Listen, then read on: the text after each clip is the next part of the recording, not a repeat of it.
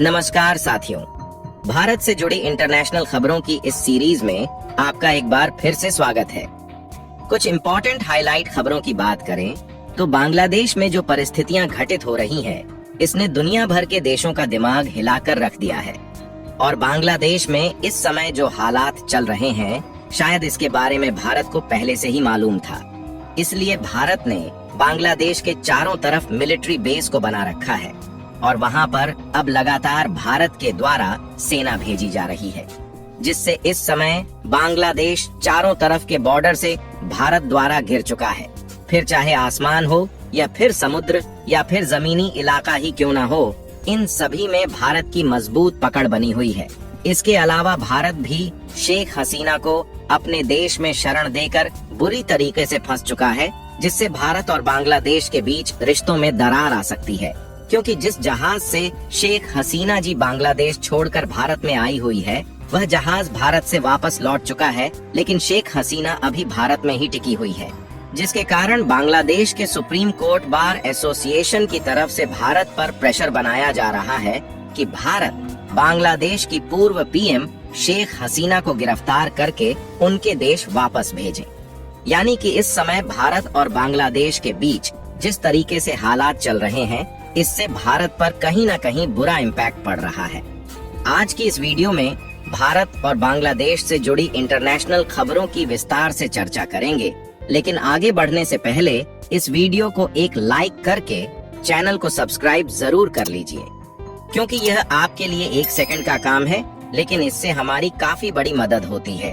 दरअसल इस समय देखा जाए तो भारत और बांग्लादेश के बीच 4096 किलोमीटर की जमीनी सीमा है और हाल ही में जिस तरीके से जियोपॉलिटिक्स में मेजर चेंज देखने को मिल रहा है और शेख हसीना जी भारत में आकर शरण ले चुकी है, उससे बांग्लादेश के लोगों में भारत के प्रति गुस्सा देखने को मिल रहा है। क्योंकि शेख हसीना जब बांग्लादेश को छोड़कर भागती है तो उन्होंने यूके, सऊदी अरब और अमेरिका से शरण मांगी कि उन्हें वहां पर रहने की जगह दें, लेकिन इन दोनों देशों ने मना कर दिया। जिसके बाद ये उत्तर प्रदेश के गाजियाबाद में हिंडन एयरबेस पर उतरती है और यहाँ पर उनकी सुरक्षा के कड़े इंतजाम भारत के द्वारा किए गए हैं। हिंडन एयरबेस में शरण लिए हुए 48 घंटे से अधिक का समय बीत चुका है। इस दौरान वह भारतीय वायु सेना द्वारा सेफ हाउस में मेहमान नवाजी का पूरा लुत्फ उठा रही है। लेकिन भारत भी बांग्लादेश की पूर्व पीएम शेख हसीना को अपने देश में शरण देकर बुरी तरीके से फंस चुका है। दरअसल हाल ही में खबर निकल कर आ रही है कि बांग्लादेश के सुप्रीम कोर्ट बार एसोसिएशन की तरफ से भारत पर प्रेशर बनाया जा रहा है कि भारत इन्हें और उनकी बहन को गिरफ्तार करके वापस बांग्लादेश में भेजे। बांग्लादेश का कहना है, हम भारत के लोगों के साथ अच्छे संबंध बनाए रखना चाहते हैं, इसलिए शेख हसीना और उनकी बहन को गिरफ्तार करे और उन्हें वापस बांग्लादेश भेज दे। यानी कि या तो भारत शेख हसीना को अरेस्ट करके उनके देश वापस भेजें या फिर भारत बांग्लादेश से अपने रिलेशन को तोड़ दे। भारत के पास यही 2 ऑप्शन है। हालांकि यहाँ पर भारत की तरफ से कोई भी डिसीजन नहीं लिया गया है, लेकिन बांग्लादेश की बॉर्डर पर भारत की तरफ से लगातार सैनिक भेजे जा रहे हैं। वैसे तो आपको जानकर हैरानी होगी कि भारत को यह बात पहले से ही शायद मालूम थी कि आने वाले समय में बांग्लादेश की परिस्थितियां बिगड़ सकती हैं। इसलिए भारत ने कई साल पहले ही बांग्लादेश के चारों तरफ मिलिट्री बेस बनाकर तैयार किए हुए हैं। यानी कि इस समय बांग्लादेश, पाकिस्तान और चीन जैसे देशों के भड़कावे में आकर भारत पर कोई भी एक्शन लेने की कोशिश करता है तो उसे काउंटर करने की तैयारी भारत ने पहले ही कर रखी है। हालांकि यहाँ पर कहने को तो सिर्फ 4096 किलोमीटर की सीमा है, लेकिन इसमें कई सारी चुनौतियां हैं जिससे निपटने के लिए बिना मिलिट्री बेस के संभव नहीं है। आज इस रास्ते में कई बड़े जंगल, दलदली इलाके, नदियां और पहाड़ी इलाके हैं, लेकिन इसके बावजूद भी भारत की तरफ से बांग्लादेश की चारों सीमाओं पर मिलिट्री बेस के बड़े और इम्पोर्टेंट इंफ्रास्ट्रक्चर को तैयार किया गया है। देखिए, भारत ने बांग्लादेश की सीमाओं के चारों तरफ कड़ी सुरक्षा का इंतजाम इसलिए किए हुए हैं क्योंकि इसके पहले कई बार बांग्लादेश की तरफ से भारत के खिलाफ विरोध प्रदर्शन देखने को मिला है और साथ ही इस रास्ते से दूसरे देशों के द्वारा कई बार बांग्लादेश को ड्रग्स और मवेशियों की स्मगलिंग होती है और मिलिट्री हथियारों की सप्लाई भारत के अगेंस्ट करने की कोशिश की गई है। इसलिए इन्हें रोकने के लिए कई साल पहले से ही भारतीय सेना मिलिट्री बेस के साथ सुरक्षा का कड़ा इंतजाम बनाए हुए है। चलिए अब बात कर लेते हैं कि भारत के कौन कौन से मिलिट्री बेस हैं जो बांग्लादेश के चारों तरफ मौजूद है और वह कहां पर है। सबसे पहले वायुसेना के एयरबेस की बात करें तो इसमें पहले नंबर पर आता है हासीमारा एयर फोर्स बेस, जो कि बांग्लादेश की सीमा से मात्र 20 किलोमीटर दूर पश्चिम बंगाल में बनाया गया है।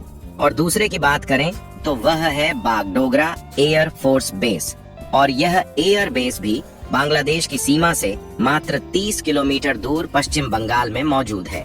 इसके अलावा दो और इम्पोर्टेंट एयर बेस पश्चिम बंगाल में मौजूद है जो इससे थोड़ी दूरी पर है।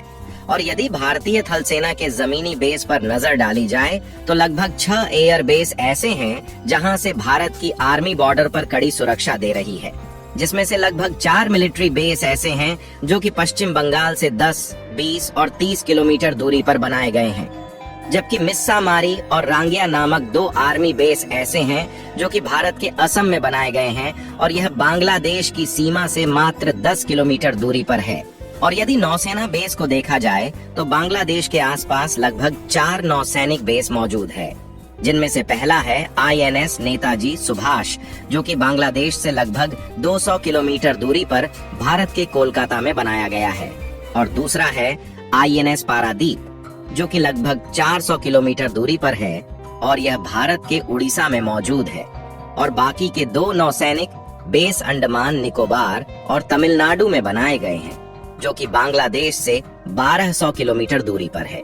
हालांकि इन सब के अलावा और 3 नौसैनिक बेस आते हैं जो कि बांग्लादेश पर हमला कर सकते हैं, जिनमें विशाखापट्टनम, चेन्नई और एन्नोर नेवल बेस शामिल है। और ऑलरेडी BSF को भारत की तरफ से अलर्ट जारी कर दिया गया है, जिससे अलग अलग राज्य की सेना बांग्लादेश की सीमा की तरफ तैनात है।